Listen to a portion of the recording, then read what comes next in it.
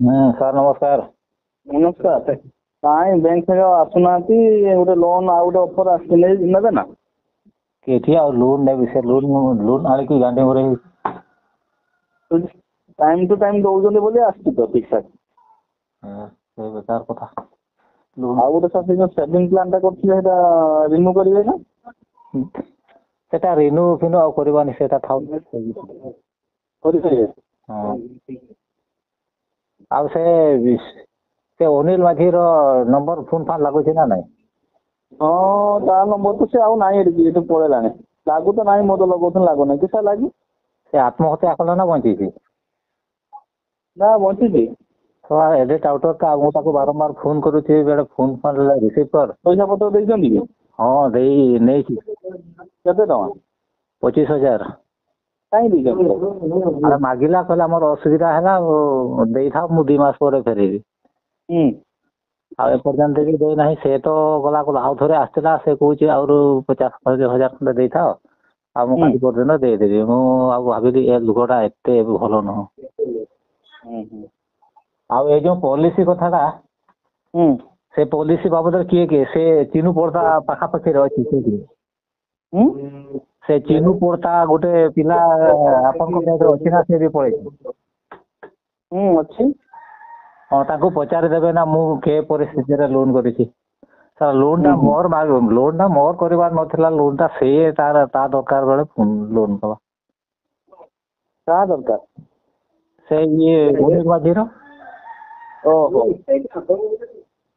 ଆଉ ତାଙ୍କୁ ଟିକେ ପଚାରିଦେବ, ସେ ଚିନୁ ପଡତାକୁ ତାଙ୍କୁ ଟିକେ ପଚାରିଦେବେ ନା, ସେ ଯୋଉ ମରଖମରେ ଲୋନ୍ କରେଇଲ ସେ କରୁଣା ଟୁଡୁର କି ରକମ ପରିସ୍ଥିତିରେ ସେ ତମକୁ ଡାକିକି ଲୋନ୍ କଲା ନା ତମେ ତାକୁ ସେଇଠି ବାଧ୍ୟ କଲ ତାକୁ ଲୋନ୍? ଆଉ ତାପରେ ସେ ପଲିସି ବାବଦରେ ମତେ ବୁଝେଇଲେ, ସେଇଟା ଥରେ କେବଳ ଦେଇତେ ହୁଏ। ଥରେ ଦବ, ସେ ତାର 12 ବର୍ଷ ତମର ଏକାଉଣ୍ଟକୁ ଆସିବ 2400 ଟଙ୍କା। ଆଉ ପରେ ଦେଖିଲି ଯେ ସେଟା ସେ 2200 ନା କେତେ ଟଙ୍କା ଆସିଲା। ସେଟା ତ ଗୋଟେ ବର୍ଷ ପରେ ସରିଗଲା। ସେଟା ପ୍ରତ୍ୟେକ ବର୍ଷ ହୁଏ ବୋଲି ମୁଁ ଆଉ ଜାଣିଛି ନା? ଓହୋ, ଆପଣ ଜାଣିନାହାନ୍ତି ନା?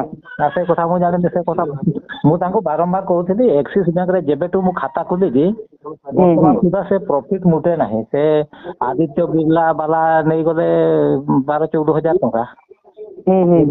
ତାପରେ ଏମାନଙ୍କୁ ବି କହିଲେ ଯେ ମୋର ଆଉ ଇନ୍ସୁରାନ୍ସ ପଲିସି କିଛି କରିବାର ନାହିଁ। ସେମାନେ କହିଲେ ନା, ଥରେ ଦେଲେ ହବ ପରା।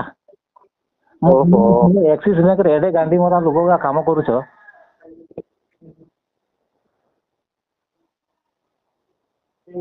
ଲୋକମାନଙ୍କୁ ସତ କଥାଟା କୁହ। ତାପରେ 2, ମନେ କରାଯାଉ ପଲିସି ଜଣେ କଲା, 15 ଦିନ ଭିତରେ ତା ପାଖରେ ସେ ଲେଟର ଆସିବା କଥା। ସେଟା ତ ବ୍ୟାଙ୍କ ଦବ, ସେ କୁରିୟର ବାଲା ସେ କୁରିୟର ବାଲା ଆଣିକି ଦବ ନା? ଆଉ ସେ ଯଦି କୁରିୟର ବାଲା ଦବ, ବ୍ୟାଙ୍କ ବାଲା ସେଇଠି କିସ ବସିକି?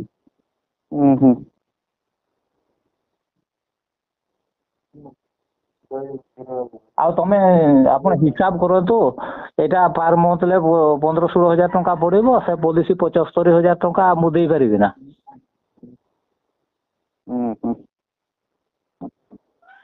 ହଉ, ଦେଖନ୍ତୁ ଆପଣ, ଆଉ କଣ କହିବି? ତାଙ୍କୁ ଟିକେ ସେ ଫୋନ୍ ଫାନ୍ କରିକି ତାଙ୍କୁ ଟିକେ ପଚାରନ୍ତୁ ନା। ମୁଁ ତା ନମ୍ବରଟା ଲାଗୁଛି, ଆପଣଙ୍କୁ ଦେଇଦେବି ହେଲା।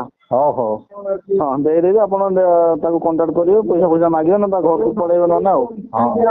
ହଁ, ସେ ତ ଏଇ ବ୍ୟାଙ୍କର ନାହିଁ ଆଉ, ନହେଲେ ଏଇ ବ୍ୟାଙ୍କର ଥିଲେ ମୁଁ ଆପଣଙ୍କ ସାଙ୍ଗରେ କଥା କରିଦେଇଥାନ୍ତି। ତା ନମ୍ବର ଗୋଟେ କେତେ ଯୋଗାଡ଼ କରିବେ, ଆପଣଙ୍କୁ ପଠେଇଦେବି ହେଲା।